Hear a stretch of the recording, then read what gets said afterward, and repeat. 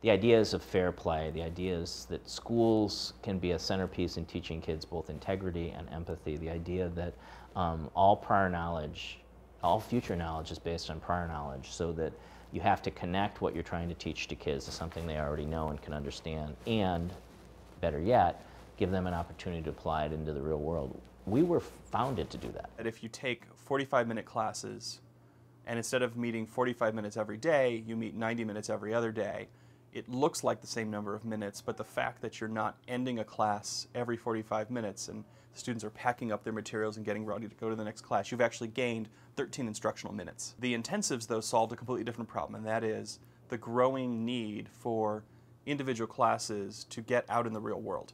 So to take trips, to invite speakers in, to have things going on that 60 minutes even wouldn't do, 70 won't do, 85 won't do.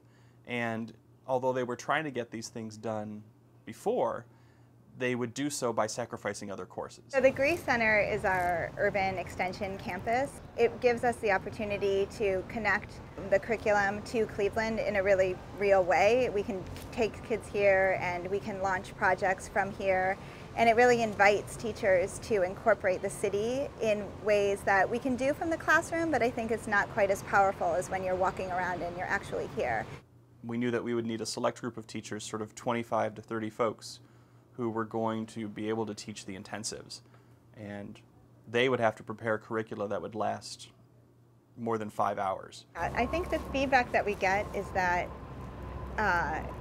it's amazing what can happen over these 3 weeks.